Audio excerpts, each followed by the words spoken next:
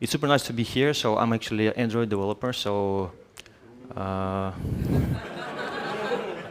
joined CocoaHeads 7 years ago. And then time I was doing an Android and iOS. So I still coming to meetups because there are quite many talks about soft skills, about processes, about something really interesting on the edge. My presentation actually is nothing much about technology. There will be some terms, but in general, it's kind of general. Okay, let's start.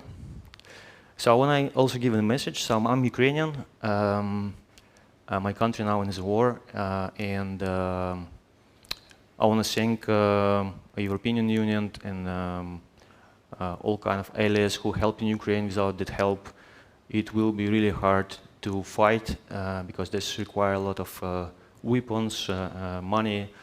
Also, thank you for keeping refugees in the Netherlands and in general in Europe. So please continue.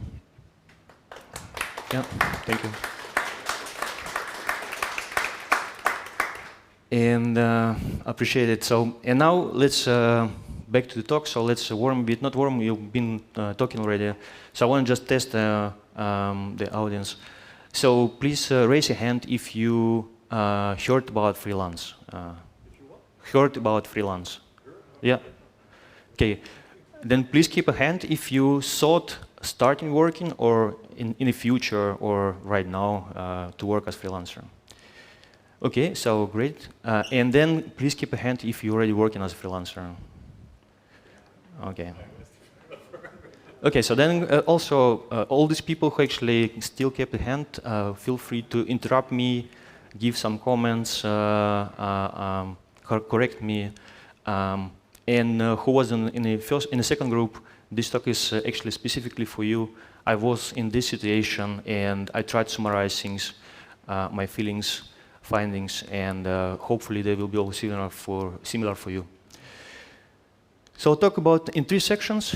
First section is about motivation, then talk about all kind of findings, maybe tips and tricks, some interesting things, and then as usual I want to look in the future. So like, is it like, can I do something? What will I do in the future? And there will be. Do I need to move it? Okay, so then there will be a short section about future paths. And this is my motivation. I mean, like, this is also the greatest plus about working as a freelancer is compensation. So 2 years ago, I still was internal, and I worked for the company in the bucket number 3. So in the beginning, my salary was in the beginning of the curve number 3. And my ruling was coming to the end, and I was thinking, okay, so if I don't do anything, I will still have same growth, but I will lose in the net. And I was thinking, can I do something? And I knew that my company will not increase it much, and I also knew that I will leave this company soon or sometime in the future. And then staying as internal, the only way to increase will be going to some, I don't know, fun company or maybe Katowice, whatever. And I knew, I don't know, so maybe people from Katowice know better, but I felt like I did 6 times already attempt to join FANG companies and they all failed. So I was thinking like in short notice, in short period, I will not actually succeed. At least, yeah. And then on the other hand, there was actually starting freelance. I was on an online conference. People came to me saying like, hey, we like your attitude. We have open position. Do you actually want to try? And I said like, why not? So by the way, this slide, this picture is from article. So if you never saw it, I recommend to read it. It actually makes a puzzle about compensation in Netherlands and in Europe in general. There's a link to it, so go to it. And then this was objective part. Subjective part for me was working for remote. So from my experience, when you are internal, it's harder to work on a company which is based in different countries. So there, of course, I know a lot of people work from Netherlands and Belgium, from Belgium and Netherlands. So there are probably solutions to do it.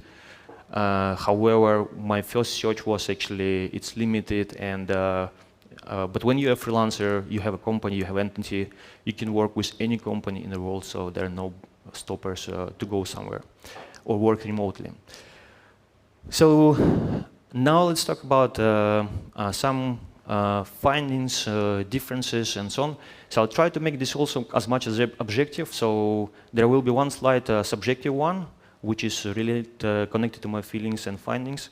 I didn't include this section things like when to start freelance, am I ready to start freelance, or do companies require freelancers to be more efficient, and so on, so on. So these questions are really depends on the company, on you, on type of project, but there are some kind of things which are more objective. And to start with the must, rule of thumb: when you work as freelancer, you are not paid when you're not working. So basically, doesn't matter of reason why you're not working, you're not paid. So you have to pay for your vacation. Means like your vacation become more expensive. Any kind of sickness, any kind of trainings, conferences, whatever, they own your cost. So some companies have compensation, but it's not a kind of in mainstream. So second one is if you work with, if your client is in the Netherlands, you have to give a bill with BTW, and then quarterly you need to transfer this BTW to a tax office. I didn't research if there are actually possibility not to have a BTW with the Netherlands. No? Okay, so. Unless you charge schools for companies that have zero BTW. Oh, okay, clear. Actually, I was lucky because I work with Sweden company and with US company, so I have zero BTW. But if you work with a Netherlands company, then you have to keep in mind that there will be amount of the people, there will be fine if you don't pay on time, so keep an eye on it. So then also, if you work in some areas like finances, health insurances, something sensitive with people data, quite often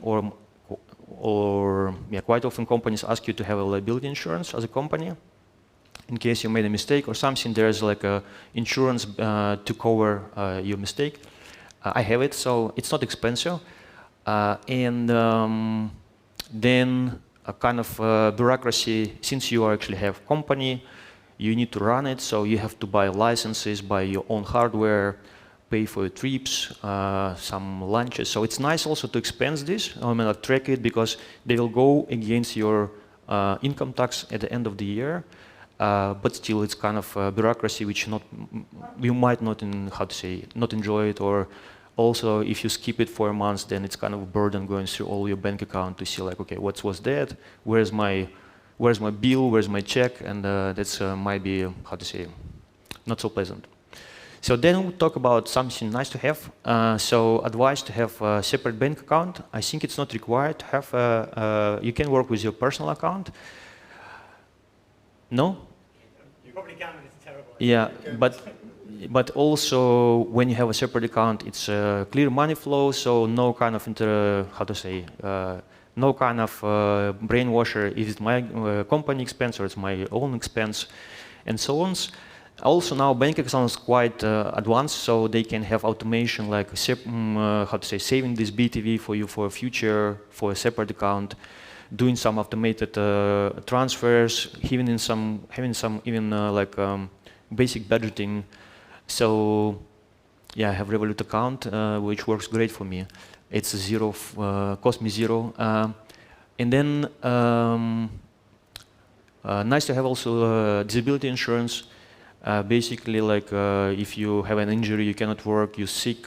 No, okay, sick is different stuff, but I mean, like you have an injury, you stuck somewhere, whatever, then you have at least insurance to run your regular bills like mortgages and I don't know, school's money and so on. So then you are covered with this.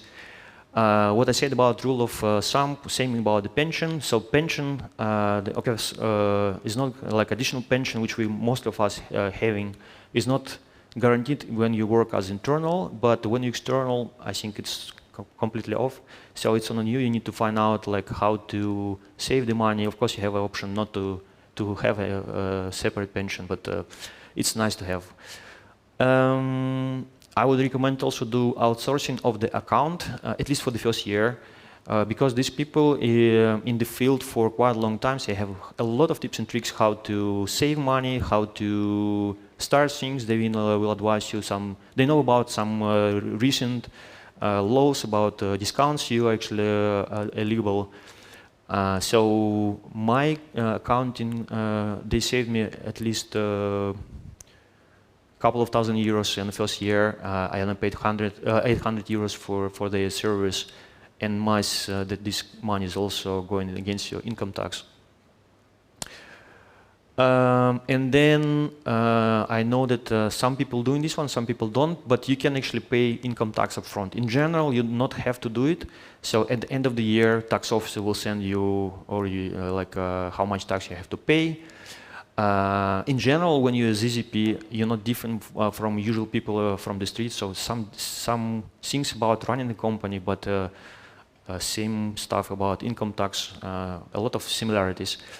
And to avoid having this money in account or worrying about at the end of the year where to find this money and so on, you might actually submit upfront to tax office approximate sum which you will receive in the year, and they will give you back at IBAN number where you can regularly transfer the money. So at the end of the year, this amount of the money of difference is not so big, which might be useful.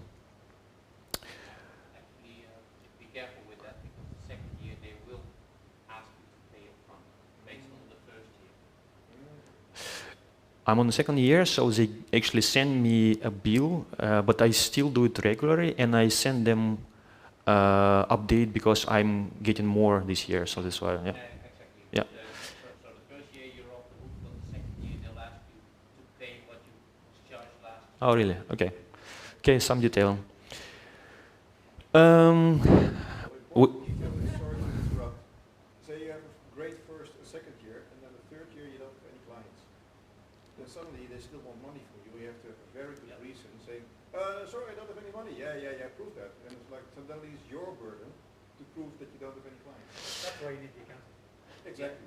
Who knows that you get a job this year? Good tips. Keep going. Okay. So great tips. Keep listening. So maybe I will invite people also here. So. So we're already in the section of frustration. So.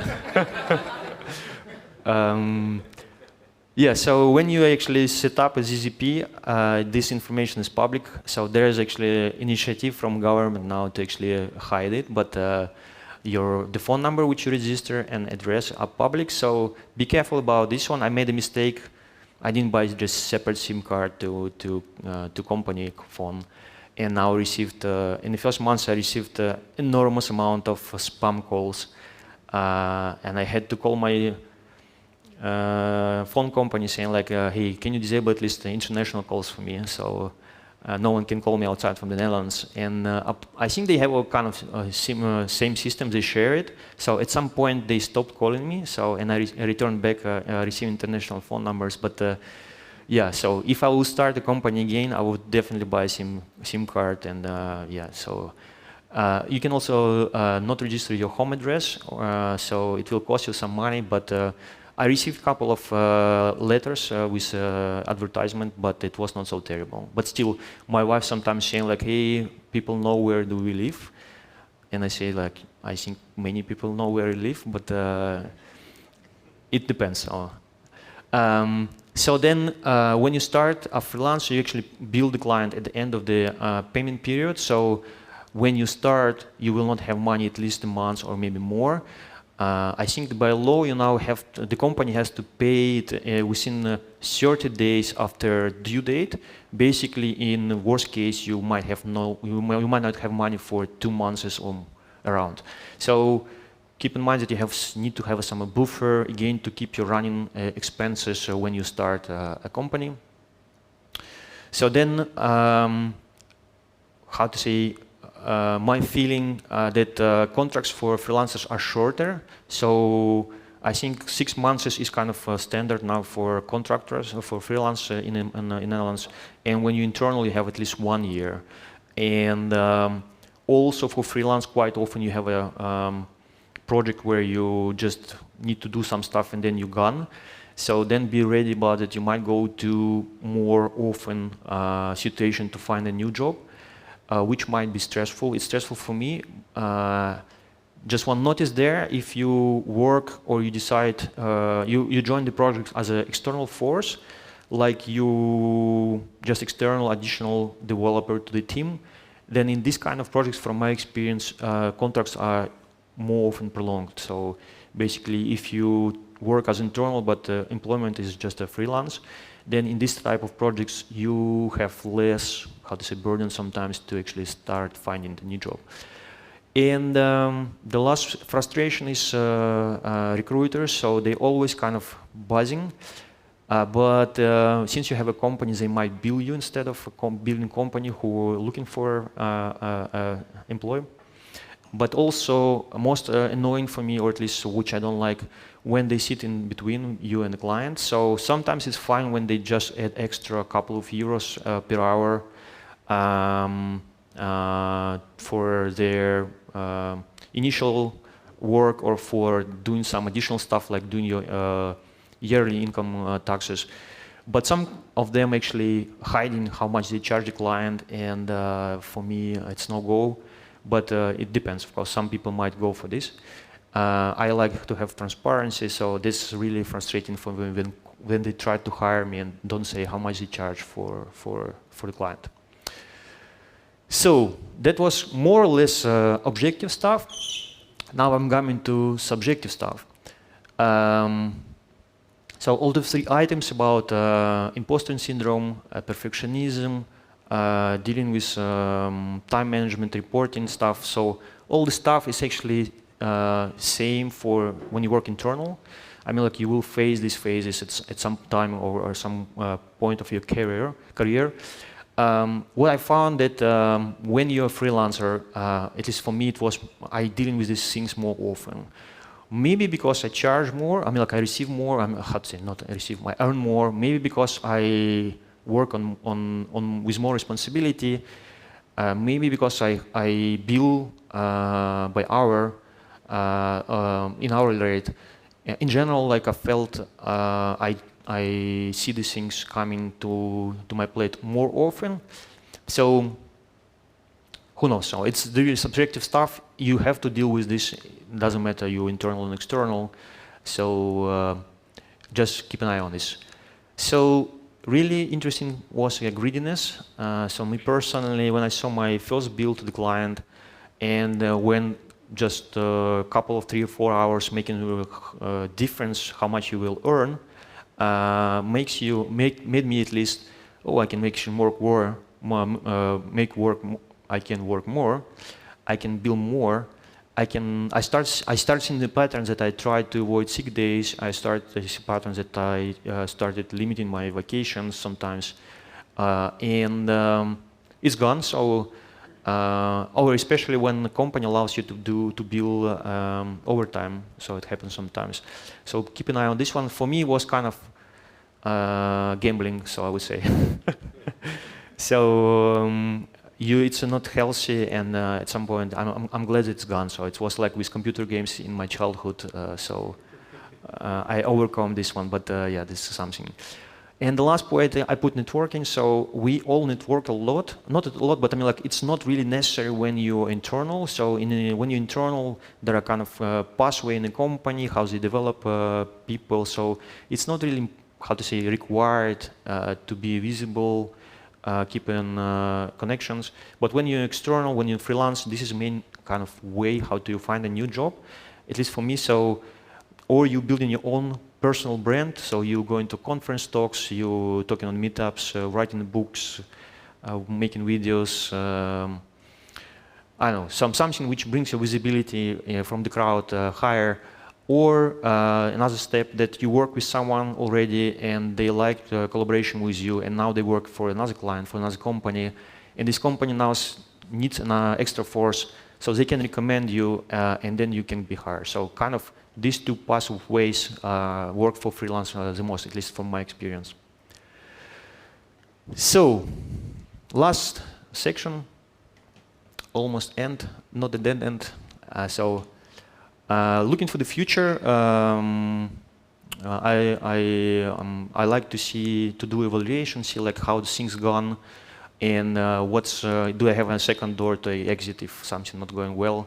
So let's talk about is it dead end? I mean, like, because there's huge benefit of working as freelancer. So is it dead end? The first point is actually it's not really like how to say pass or you have to watch out. At least I have to watch out about golden cage.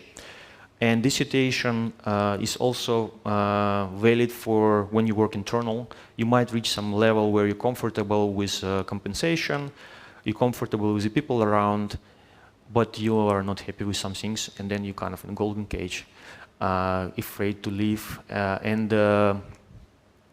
Yeah, so watching out, because for me, this is a no-go situation. I mean, like, whenever I feel the golden cage, I'm trying to solve it, because golden cage for me is unhappiness, stress, and I spend so much work. I spend so much time at work, so why to spend this time being unhappy?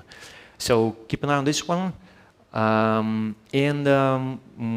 Really, there's a couple of ways to continue after freelance or when you became freelancer. So you can still quit. I know a lot of people went from external to internals. They started being chapter leads or just developers. So they agreed with the current companies about some conditions, and they join as internals. Then you can, of course, join some fun company, international company, whatever. So then you have kind of similar compensation, but you have all benefits of being internal. Another way of developing further is starting to become a consultant one, kind of. So when you charge client not by hour, but charge client by project.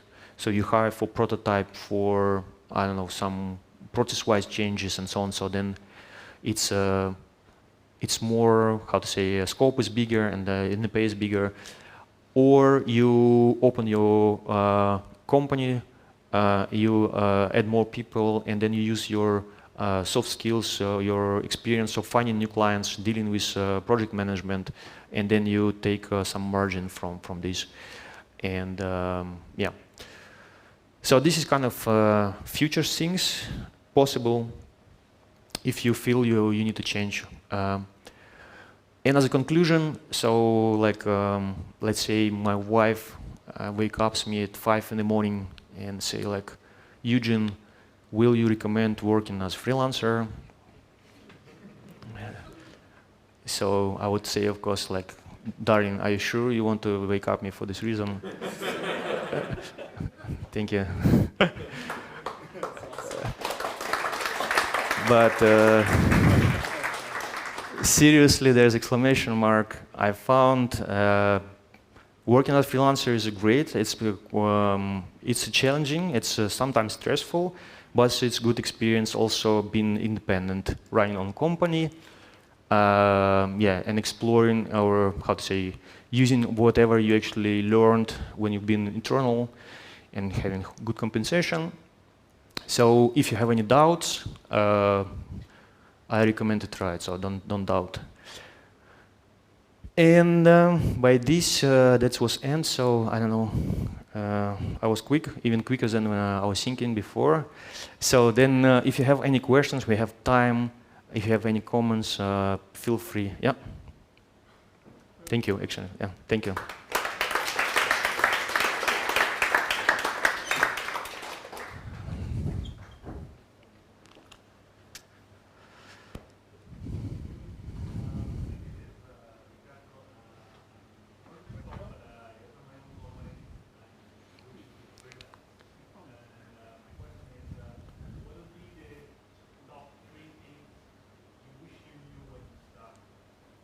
Okay, I will repeat the question, so because I think Mark didn't work well. So there was a question for Ricardo. If he start freelance now, his company right now, what will be 3 things he wished to know before starting the company? Yeah? It's not scary. I know, so definitely to work with accountants. So there are a lot of things you might do, like you will have a discount from the government, from the tax office on the first and the second year.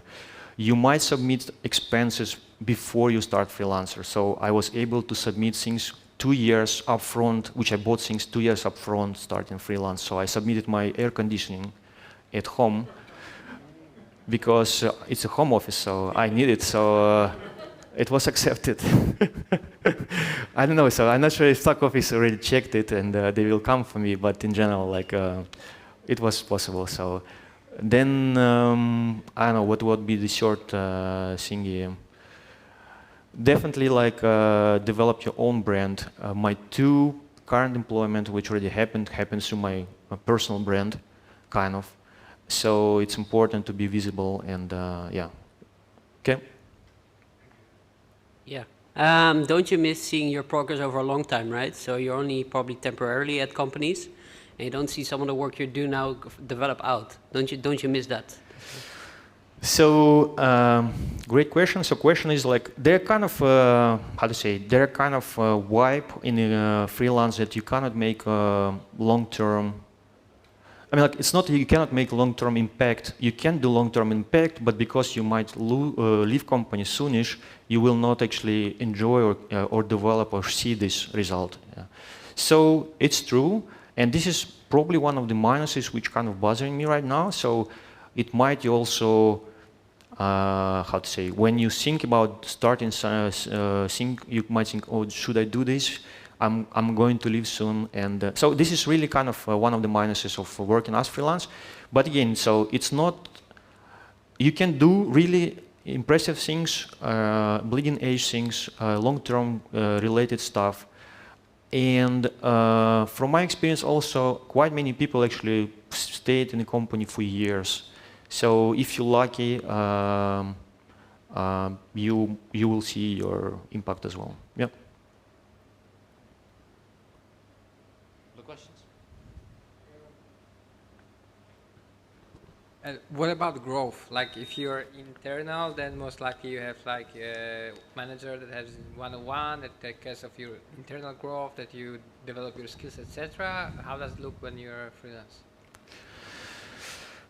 Nice question. So, so how do you develop what's your growth? So it's not defined. Some companies have they apply same process for external as well, so they at least have one-to-one talks. And I really appreciate when manager keeps one-to-one, even if I'm external. I'm still a person. I still have kind of doubts, needs, feelings, fears. I don't know, everything. So I'm still alive, and I want to share with it. So otherwise, I will go to someone else, grab it, and I know. So, but. So there is a minus and a plus. The minus is that, yes, you have to deal with yourself, so you need to think up front, like, okay, so like when I joined this company, I was thinking like, I want to work remote. So do I enjoy working remote? I want to learn this technology. Do we do this technology? I want to, I don't know, so basically you're doing your upfront things, at least I do upfront things, and then validate if it works, and do I need to change, and what's my next step? This is like, of course, harder maybe for some. The big plus of this one, not doing this one, is actually you don't have this politics, bureaucracy. You don't need to, how to say, brag for your bonus.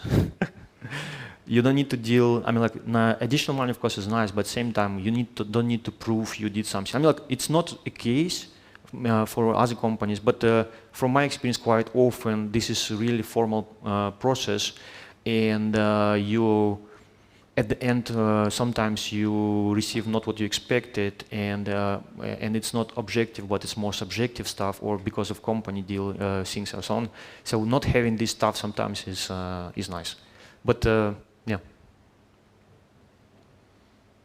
Hi. You. So when you first started out as a freelancer, like as an internal, you get your salary and then it's done. But then you have to make this calculation, like there are new aspects to take into account, or what's your hourly rate, stuff like that. How did you come up for yourself, like to what to take into account or what to charge, and how did you do that? I think you don't need to really think about upfront except the hourly rate. So there's people around. You can speak about what's the average on the market, and I'm trying to go always above. So, but in general, there's you talk with all the freelancers. It's usually I'm not. If you're interested about numbers, I can speak about them. But it's not really hidden figures. They public. There are ways to increase this. Different ways of doing this one, and yeah, you think there's calculators where you put your hourly rate, you put how many days you work, how many vacation you have. So there's things kind of quite straightforward. And I think, yeah. Hope I answered your question. Yeah. Thanks. Yep.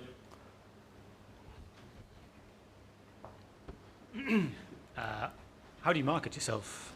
Market. Yeah, you were saying about your personal brand and all that. I'm here talking with you, so. Yeah, but Matt, very good. But none of these people are hiring iOS developers. True, so I'm not talking directly with someone who is hiring, but you can talk, yes, tomorrow on, of course it's like really vague, but Like, is it through Twitter? Because quite a lot of people. there's Fine, activity on Twitter. So actually, I'm trying to personally, so to know upfront when I want to change, when I need a change. Then I'm trying to look into what kind of companies I want to work for. Then I'm trying to research, like, do I have any insiders inside? Do I have anything in my network there? And then I'm trying to reach these people, saying like. Also, additionally, there are a couple of big communities like CocoaHeads. There's Android Good Dutch user group. There's big Android Slack community entire the world. So they are posting some job vacancies. And yeah, so in general, you keep an eye. And do you have a website, or do you find? Because I am also freelance, and I, for many years, maintained a website where I put my portfolio on and everything. But it's useless. I don't think it's. I mean, like, if you don't do the blogging directly, I think that's not really helpful to have. I think it's maybe obligatory, or it's nice to have a website. I think it's actually obligatory. You have to be present online because you have a company. But in general, it's not probably for many people is actually source of employment. So. LinkedIn. Yeah. And one thing, if anyone is considering going freelance and they are here as highly skilled migrants, then you can keep that. If you get the 30% ruling, you can keep that when you go freelance, only if you open a BV. Because what I did was I became a ZZP, lost the 30% ruling, and only this is the importance of an accountant. Having a good accountant. Yeah, that's like 9 years of not having 30% ruling. So. There is Open a BV. Yeah. There is actually one. There was also one question, like, can I start being freelance if I don't have a resident permit? No, I mean, like, you don't have what's the permanent resident permit? Yeah, so I don't remember how it's called. And you can do it. So it's not directly. There are umbrella companies which will hire you like internal, but they will have a contract with you, really connected with your external contract. So basically, you work as external. They keep some really small margin, like a couple of euros per hour. You have keeping your 30% ruling, all kind of things legal, but you work already kind of as freelancer. So.